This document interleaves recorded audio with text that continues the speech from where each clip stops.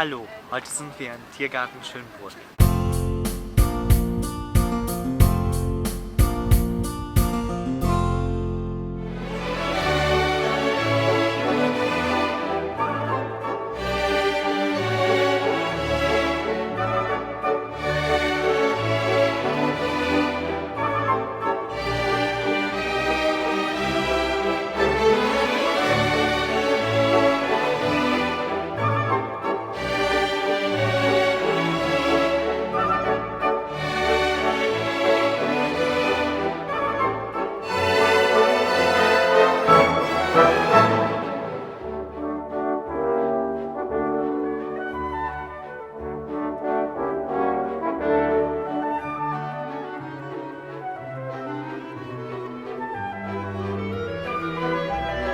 Natürlich haben wir jetzt auch eine Entwicklung durchgemacht, was die Präsentation der Tiere betrifft oder was den Inhalt betrifft, den der Zoo vermitteln möchte.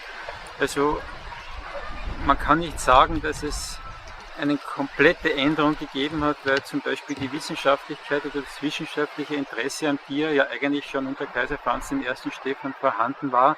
Das war natürlich nicht so ausgeprägt, wie es heute ist. Heute definieren sich die modernen Zoos über Wissenschaft und Forschung, Artenschutz, wenn man so möchte, Besucher an die Problematik des Umgangs mit den Tieren und des Verschwindens der Lebensräume und so weiter heranzuführen.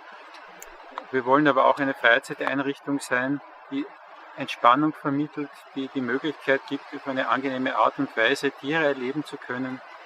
Das alles hat sich über einen langen Zeitraum hinweg entwickelt und war auch geprägt durch das Aufkommen der bürgerlichen zoologischen Gärten ab der Mitte des 19. Jahrhunderts. Ich bin gern jemand, der ein bisschen lieber die Kontinuität sieht als die Wechsel und die Brüche. Zur Kontinuität gehört zum Beispiel, dass man sich immer bemüht, das Tier möglichst gut zu versorgen, dass das Tier einfach auch versorgt werden muss, dass es veterinärmedizinisch betreut werden muss. Diese Problematiken waren von Anfang an in jeder Tierhaltung vorhanden. Nur hat sich das Wissen um die Tiere und deren Bedürfnisse stark verändert und wir sind heute immer noch nicht am Ende dieser Entwicklung angelangt. Man lernt immer wieder was Neues dazu. Die Gehege altern auch heute im Verlauf von 20, 30 Jahren, müssen dadurch neu ersetzt werden, weil sich wieder etwas geändert hat, weil man wieder, zum Beispiel auch in den historischen Gehegen, wir haben von den ursprünglich 12 Tierhäusern, die hier vorhanden waren, den barocken, haben wir noch 6 erhalten, die heute die Afrika-Anlage bilden.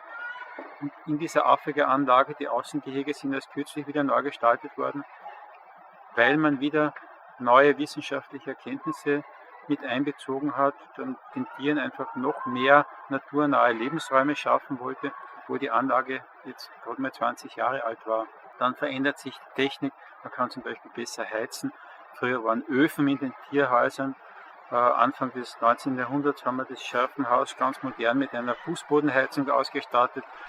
Eine Hypokaustheizung, das war also von der römischen Antike entlehnt. Ende des 19. Jahrhunderts gab es dann schon die ersten Zentralheizungen in den Tierhäusern und das erste Mal elektrisches Licht. Und heute hat man halt dann eben moderne Heizanlagen, energiesparend mit Solarmodulen auf dem Dach oder wir haben so einen Schotterspeicher bei der Giraffenanlage, der also im Winter Wärme abgibt und derlei Dinge. Natürlich bemüht man sich heute aus anderen Gründen, energiesparend zu arbeiten.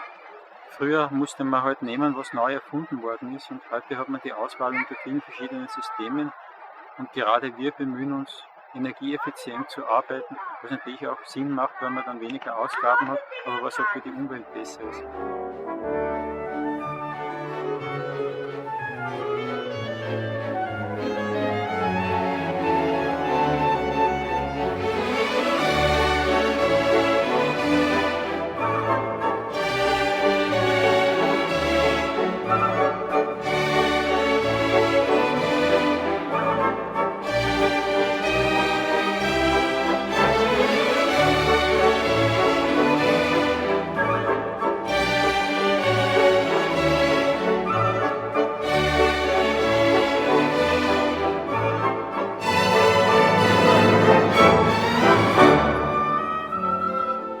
Jetzt den Kanal abonnieren, eure Frage in die Kommentare schreiben und wenn es euch gefallen hat, einen Daumen hoch nicht vergessen.